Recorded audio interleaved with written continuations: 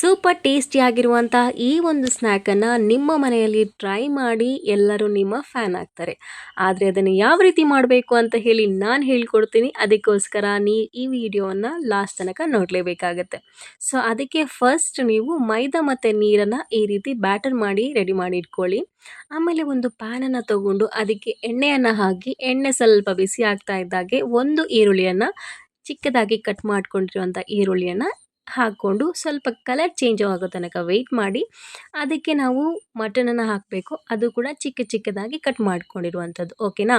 ಅದಾದಮೇಲೆ ಇದಕ್ಕೆ ಸ್ವಲ್ಪ ಉಪ್ಪು, ಸ್ವಲ್ಪ ಅರಿಶಿನ ಪುಡಿ, ಮತ್ತು ಸ್ವಲ್ಪ ಮಟನ್ ಮಸಾಲ, ಮತ್ತು ಸ್ವಲ್ಪ ಸಾಂಬಾರು ಮೆಣಸಿನ ಪುಡಿಯನ್ನು ಹಾಕಿ ಚೆನ್ನಾಗಿ ಮಿಕ್ಸ್ ಮಾಡ್ಕೊಳ್ಳಿ. ಮಿಕ್ಸ್ ಮಾಡ್ಕೊಂಡಾದಮೇಲೆ ಇದಕ್ಕೆ ನಾವು ಸ್ವಲ್ಪ ಸಾಂಬಾರು ಸೊಪ್ಪು ಮತ್ತು ಸ್ವಲ್ಪ ಸಬ್ಸಿಗೆ ಸೊಪ್ಪನ್ನು ಹಾಕ್ಕೋಬೇಕು.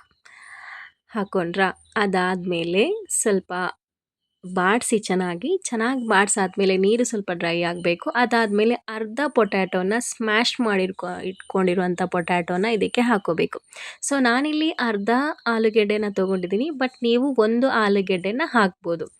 ಅದು ಹಾಕಿದ ಮೇಲೆ ಸೊ ಇವಾಗ ನೀರೆಲ್ಲ ಡ್ರೈ ಆಗಿದೆ. ಇದಕ್ಕೆ 2 ಸ್ಪೂನಷ್ಟು ಕಾರ್ನ್ಫ್ಲೋರನ್ನು ಹಾಕಿ ಸ್ಟಫಿಂಗನ್ನು ರೆಡಿ ಮಾಡ್ಕೊಳ್ಳೋಣ, ಓಕೆನಾ. ಅದಾದಮೇಲೆ ನಾವು ಸಮೋಸ ಪಟ್ಟಿಯನ್ನು ಎಲ್ಲ ಶಾಪಲ್ಲಿ ಅವೈಲೇಬಲ್ ಇದೆ. ಈ ಸಮೋಸ ಪಟ್ಟಿಯನ್ನು ತಗೊಂಡು ಇದನ್ನು 2 ಪೀಸಸ್ ಆಗಿ ಕಟ್ ಮಾಡ್ಕೊಳ್ಳಿ. ಕಟ್ ಮಾಡ್ಕೊಂಡು ಆದಮೇಲೆ ನಾವೇನು ಸ್ಟಫಿಂಗನ್ನು ರೆಡಿ ಮಾಡ್ಕೊಂಡಿದ್ದೀವಿ ಅದನ್ನು ಒಂದು ಉಂಡೆ ಆಕಾರದಲ್ಲಿ ರೋಲ್ ಮಾಡ್ಕೋಬೇಕು. ರೋಲ್ ಮಾಡ್ಕೊಂಡಾದಮೇಲೆ ನಾನು ನಿಮಗೆ ವಿಡಿಯೋದಲ್ಲಿ ತೋರಿಸಿದ ಹಾಗೆಯೇ ಇಡಬೇಕು. ಅದಕ್ಕೆ ನೀವು ಇನ್ನೊಂದು ಕೂಡ ಆ್ಯಡ್ ಮಾಡ್ಕೋಬೇಕು, ಅದು ಚೀಸ್. ಅದು ಆಪ್ಷನಲ್ ಇದ್ದರೆ ಓಕೆ, ಇಲ್ಲದೇ ಇದ್ದರೂ ಕೂಡ ಪರವಾಗಿಲ್ಲ. ಈ ಒಂದು ಚೀಸನ್ನು ಈ ರೀತಿ ಇಟ್ಟು ರೋಲ್ ಮಾಡ್ಕೋಬೇಕು.